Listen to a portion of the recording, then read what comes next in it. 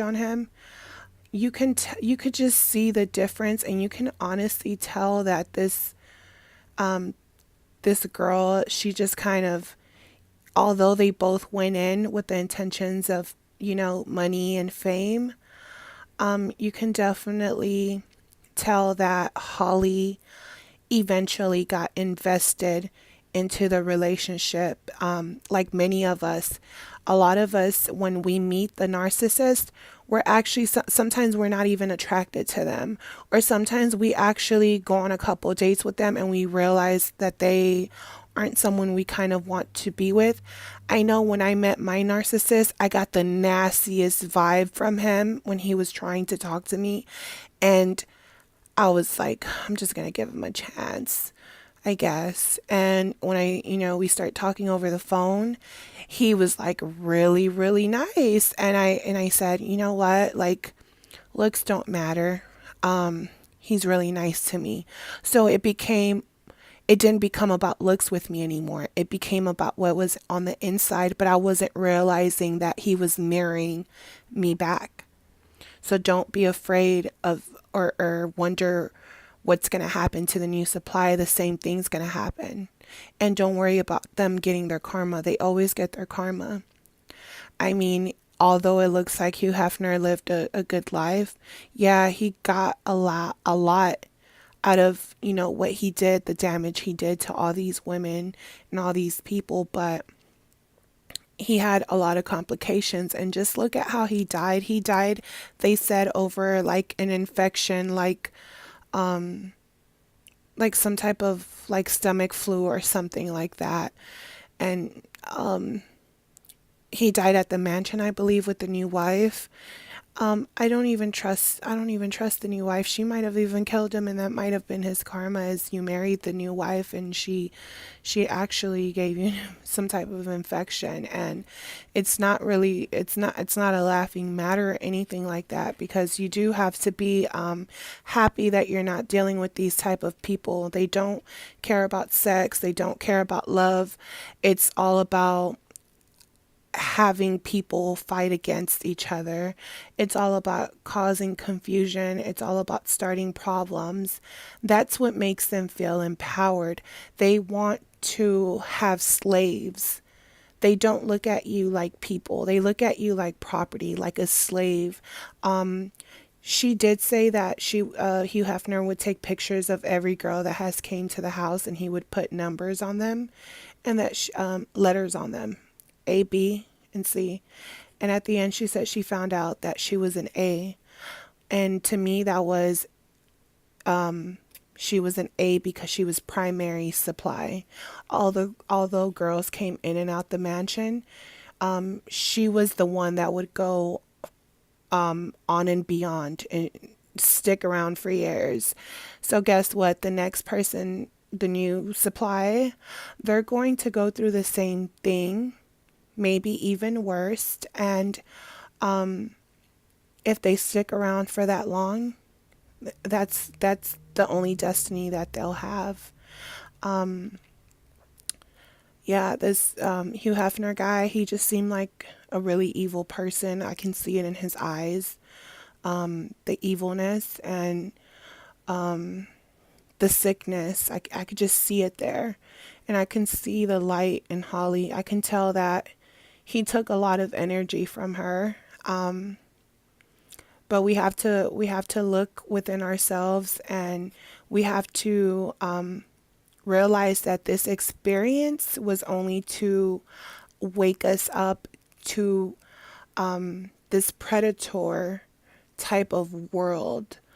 And it's getting worse and worse with the media and all the tactics that they're coming out with to control masses of people, through religion, through all type of things. It's all about dividing us.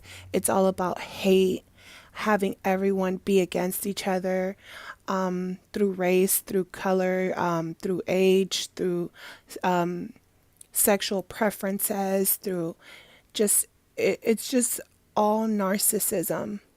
But when you're finally awake from this type of death, you're going to rebirth. And you have to understand that a lot of people, a lot of great people with great potential, you have to die. You literally have to die like a spiritual death.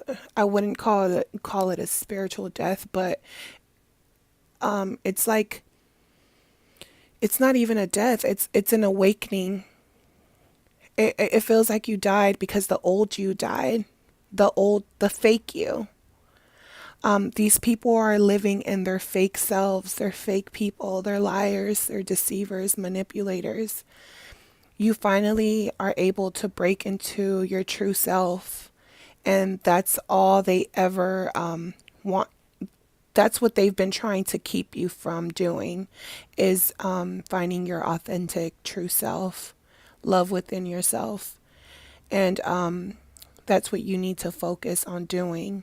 I know that the hardest part about narcissism, it's that when you find out that they're triangulating you, you find out that they're liars, that everything was a lie, that they were reflecting the kind of person that you wanted. Once you go through the anger, once you go through you don't really care about the new supply. You understand that he's a cheater, that he's never going to change, or she's never going to change. Once you come to those terms, the worst feeling you can feel is feeling like, why did this happen to me? I understand, but all I wanted to do was love this person. I just wanted to love. Why do I have to suffer this pain for just wanting to love? I get it. I get it. And honestly, I understand. You know, what I respect about Holly, I can see that she's a warrior. And I remember when my, my narcissist left and he hoovered me and I didn't take him back. He said those words to me. He said, You're a warrior.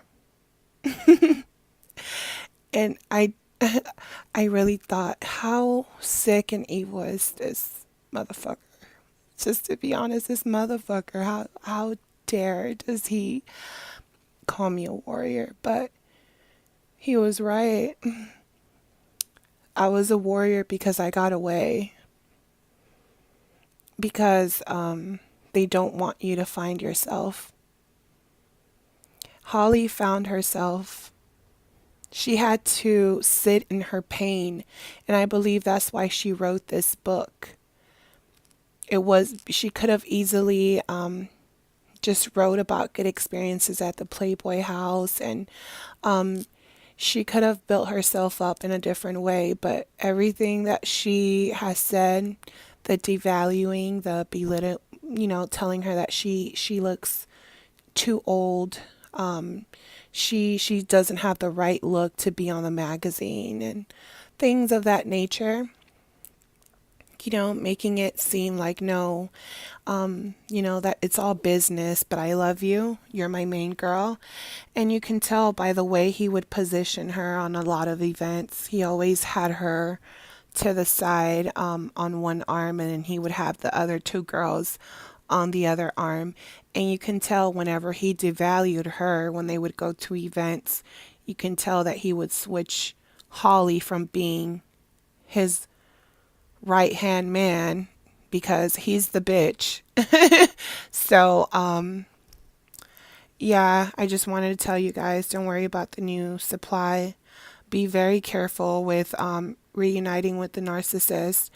I really want to go into more topics, but I don't really want to make this video too long.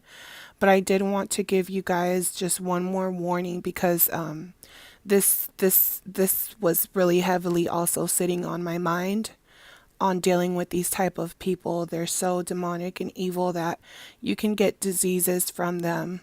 So don't worry about the new supply. If you are healthy and you are alive, if you're breathing, walking, be thankful. I have a friend that I grew up with, and his mother was in these type of relationships. I didn't know what narcissism was. She ended up having HIV positive, and she's been living with that for, I've seen her maybe over the last maybe 10, 15 years dealing with that. And she's always in, in the community. When she sees younger kids, she's always giving everyone condoms, and people are like, why is she doing that? That's weird. But no, it's serious. There's evil people. She knows how important this is, how important this message is to bring out. And I really wanted to point that out, while it's still in my brain right now. And not only that,